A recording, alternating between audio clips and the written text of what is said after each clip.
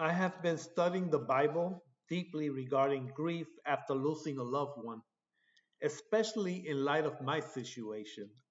Along this journey, many questions have surfaced, questions that I believe many people quietly carry in their hearts. God's purpose for marriage. From scriptures, I have learned that marriage was created by God. It is a covenant designed for companionship, faithfulness, and love.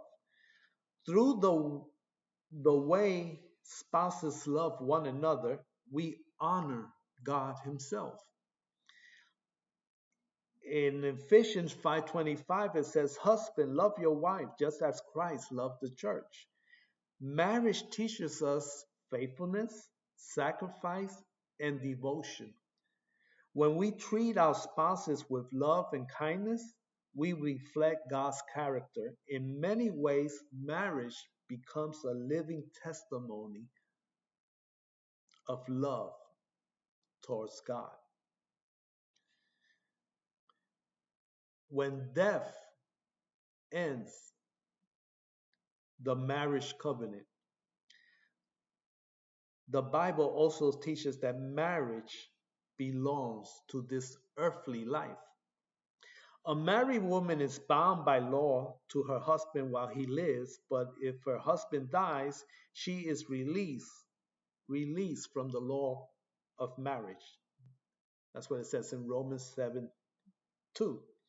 And in 1 Corinthians 7:39, it also says a wife is bound to her husband as long as he lives. But if her husband dies, she is free to marry anyone she wishes. But he must belong to the Lord. These passages show that death fulfills and completes the marriage covenant. This does not mean love disappears. It means the covenant itself has reached its intended end. Because of this, Scripture says the surviving spouse is free. There is no guilt attached if God later leads someone towards another companion. The question that troubled my heart, do I still call her my wife? This question arose deeply within me. If the marriage covenant is completed, what do I call her now? Am I wrong to am I wrong to still say my wife?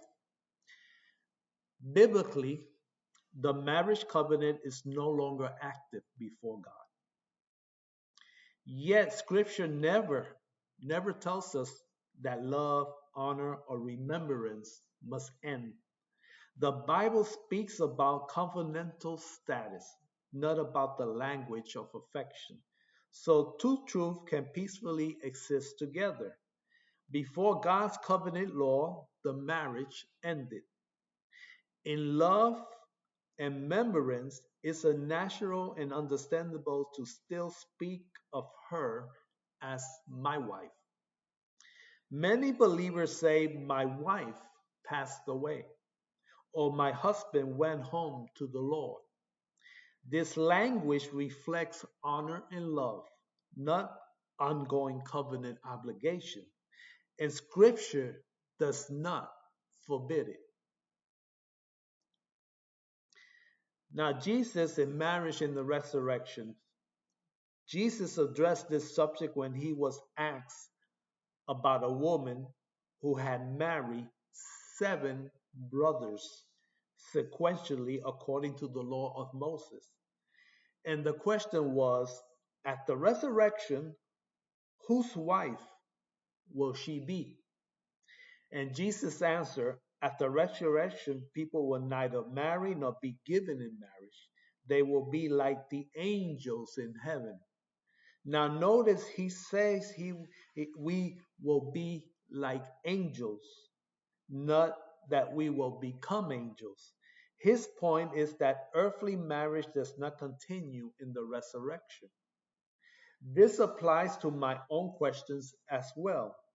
Whether someone had one spouse or several through widowhood and remarriage, earthly marriage belongs to this present life. And what Jesus is not saying, many people hear this and feel lost, as if heaven removes something precious. But Jesus never describes heaven as less. He is not saying love ends, identity disappears, recognition vanishes. Instead, scripture points toward fulfillment. In 1 Corinthians 13:12, it says, now I know in part, then I shall know fully. Relationships are not erased, they are transformed. Why there is no marriage in heaven, and why does that bring peace? Marriage exists partly because this world is incomplete.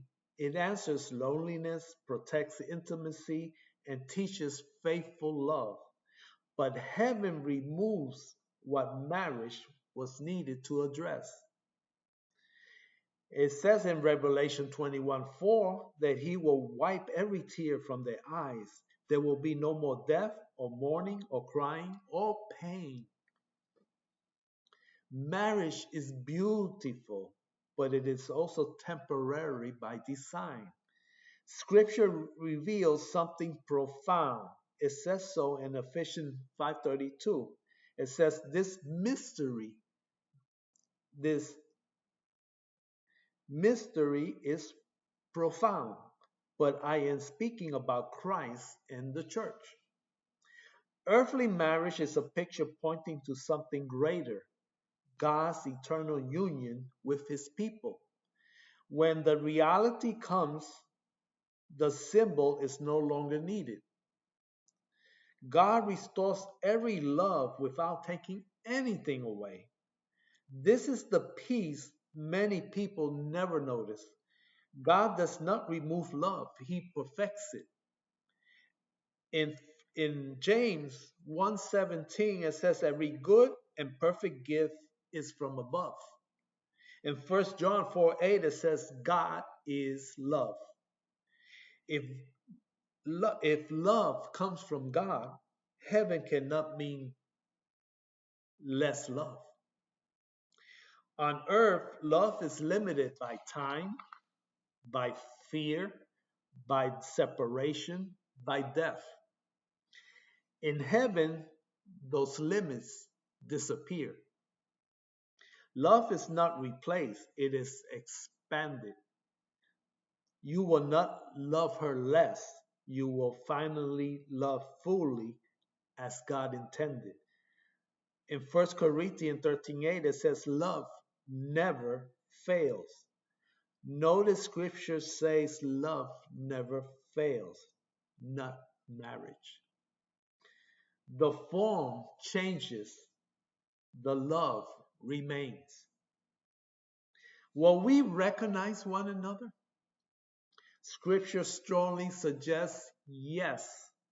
At the transfiguration, the disciple recognized Moses and Elijah in Matthew 17, verse 1 to 3, even though they had never met them before. Identity and recognition continue. Paul says, then I shall know fully in 1 Corinthians 13:12. So heaven brings clearer understanding, not less. Why heaven will not fear why heaven will not feel like starting over? Many people they quietly they fear this. They fear that if marriage ends, will our relationship feel reset or erased? But heaven will not feel like starting over. It will feel like finally understanding. On earth, we only experience fragments of love because we live inside time, weakness, misunderstanding, and and and loss.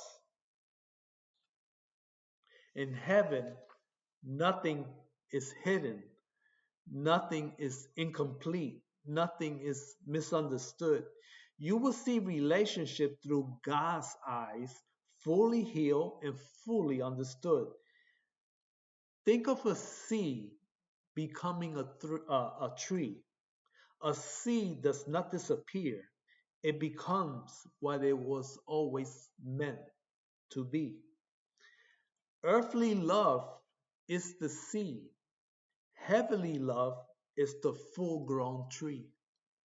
You will not feel like something precious was taken away. Instead, you will realize that everything true was preserved and everything incomplete was healed. For a long time, I wrestled with the thought of accepting another companion. It felt like betrayal. But scripture teaches that death fulfills the covenant. If God chooses and approves another companion, that is not unfaithfulness because the covenant has already been completed. And scriptures reminds us it is not good for men to be alone. That's in Genesis 2:18. So companionship is part of God's design. Freedom after loss is biblical. So I am learning to hold these truths together. Marriage is God's gift for this life. Death completes the covenant. Love is never erased. Heaven transforms relationship rather than removes them. God restores every love without taking anything away.